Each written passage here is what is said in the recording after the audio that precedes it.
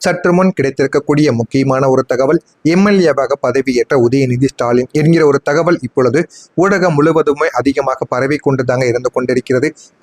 தற்போது கிடைக்கக்கூடிய அதிகாரப்பூர்வமான தகவல்களின் அடிப்படையில் பார்க்கும் பொழுது உதயநிதி ஸ்டாலின் அவர்கள் சற்று முன் எம்எல்ஏவாக பதவியேற்றார் என்பது சரியான ஒரு தகவல் கிடையாது என்பதை முழுமைக்கும் நீங்க புரிந்து கொள்ளுங்கள். இது அனைவராலும் பரப்பப்பட்டு வருகின்ற ஒரு முக்கியமான ஒரு செயலாகத்தான் இருந்து கொண்டிருக்கிறது. ஏன் அப்படி நாம் ஏற்கனவே உதயநிதி ஸ்டாலின் அவர்கள் சேப்பாக்கத்தில் இருக்கக்கூடிய இடத்தில் அவர் ஏற்கனவே சட்டமன்ற ஒரு உறுப்பினராக இருந்து கொண்டேதான் இருக்கிறார். எனவே சமூக வலைதளங்களில் பரவக்கூடிய சில தகவல்கள் மிகைப்படுத்தப்பட்ட அரசியல் கதைகளாகத்தான் இருந்து கொண்டிருக்கும். எனவே முடிந்த அளவுக்கு எது உண்மை எது பொய் என்பதை தெரிந்து கொள்ளுங்கள்.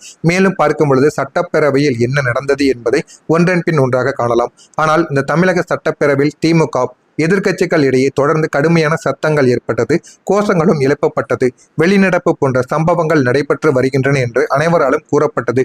குறிப்பாக சட்டத்தின் ஒழுங்கு, போதைப் பொருளின் விவகாரங்கள், மின்சாரத்தின் கட்டணங்கள், ஊழலின் குற்றச்சாட்டுகள், மத்திய அரசு தொடர்பான விவாதங்கள், இவற்றில் திமுக மற்றும் எதிர்க்கட்சிகள் இடையே அடிக்கடி கடும் வாக்குவாதங்கள் ஏற்பட்டது. அதனால மட்டுமே இந்த மாதிரியான சில சிக்கல்களும் உருவாக்கப்பட்டது. இந்த சட்டப்பேரவையில் சத்தம் ஏன் தெரியுமா ஏற்பட்டு கொண்டிருந்தது? தமிழ்நாடு இந்த சட்டப்பேரவையில் வைத்து கூட்டத்தொடர்களில் எதிர்க்கட்சிகள் பல முறைகள் அரசு முக்கிய பிரச்சனைகளை மறைக்கிறது என்று குற்றம் சாட்டி கொண்டுதான் இருந்தார்கள்.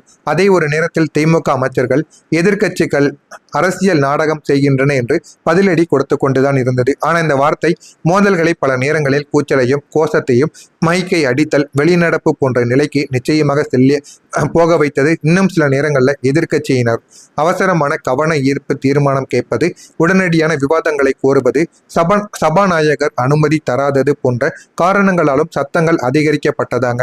ஆனா உதயநிதியை மையமாக வைத்து எழுந்து வரக்கூடிய விவாதங்கள் என்ன தெரியுமா?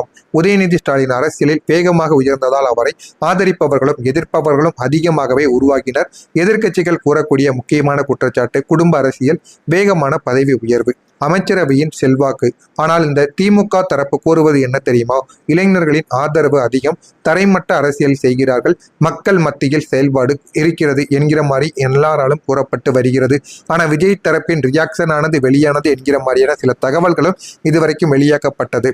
விஜய் அவர்கள் முதல்வர் தரப்பிலிருந்து இந்த குறிப்பிட்ட சட்டப்பேரவை சம்பவம் குறித்து அதிகாரப்பூர்வமாக பெரிய அறிக்கை எதுவும் வெளியிட்டதாக உறுதியான தகவல்கள் இன்னும் கிடைக்கவில்லை. ஆனால் சமூக வலைதளங்களில் விஜய் ஆதரவாளர்கள் தமிழக அரசியலில் மாற்றம் வேண்டும், இளைஞர்கள் அமைதியாக அரசியல் வேண்டும், சட்டப்பேரவை மக்களுக்கான இடமாக இருக்க வேண்டும் என்ற கருத்தை அதிகமாக பகிர்ந்து கொண்டுதாங்க இருக்காங்க. சட்டப்பேரவையில் வேறு என்ன தெரியுமா நடந்தது? சமீப காலகட்டங்களில் எதிர்க்கட்சிகளின் வெளிநடப்பு, சபாநாயகரின் எச்சரிக்கை, அமைச்சர்கள் கடும் பதில் கொடுப்பது, கோஷங்கள் எழுப்புவது, மைக்கு ஆஃப் செய்யப்பட்ட சம்பவங்களை போன்ற சில செயல்கள் இதுவரைக்கும் நடந்து கொண்டேதாங்க இருக்கிறது. ஆனால் உதயநிதியின் தற்போதைய மனநிலை எப்படி இருக்கும் என்றால், இது நேரடியாக யாராலும் உறுதியாக சொல்ல முடியாத ஒரு விஷயம். ஆனால் அரசியல் பார்வைகள் கூறுவது தொடர்ந்து எதிர்க்கட்சிகளின் தாக்குதல், சமூக ஊடகத்தின் விமர்சனங்கள், பெரிய எதிர்பார்ப்பு, இவற்றால் அவர் மீது அழுத்தங்கள் அதிகமாகவே இருந்தது. ஆனால் அதே ஒரு நேரத்தில் திமுக தலைமையிலிருந்து அவருக்கு முழு ஆதரவு இருப்பதால் கட்சிக்குள் தன்னம்பிக்கை நிலையானது நீடிக்கிறது என்று அரசியல் விமர்சனர்கள் அனைவராலும் கூறப்பட்டு கொண்டுதான் இருக்கிறது. திமுக அடுத்து என்ன செய்ய காத்திருக்கிறார்கள் என்றால், 2026 தேர்தல் திட்டங்கள், இளைஞர்களின் வாக்கு வங்கி, நலத்திட்ட விரிவாக்கங்கள், கூட்டணியை வலுப்படுத்துதல், எதிர்க்கட்சியை அரசியல் ரீதியாக பலவீனப்படுத்துதல், இதெல்லாத்தையும் பண்ணணும் என்று உதயநிதியும் திமுக கட்சியும் திட்டங்கள் தீட்டியிருப்பதாக கூறப்படுகிறது. நம்ம காத்திருந்து காணலாம் அடுத்து என்ன நடக்கப் போகிறது. உங்களுடைய கருத்து என்ன என்பதையும் கமெண்ட் வாயிலாக கூறுங்கள். மறக்காம நம்முடைய அரசியல் சேனலையும் சப்ஸ்கிரைப் செய்து வைத்துக் கொள்ளுங்கள். அப்பொழுதுதான் நம்ம தொடர்ந்து பதிவிடும் வீடியோக்கள் அனைத்தும் தொடர்ந்து உங்களுக்கு நோட்டிபிகேஷனாக வந்து கொண்டே இருக்கும். நன்றி, வணக்கம்.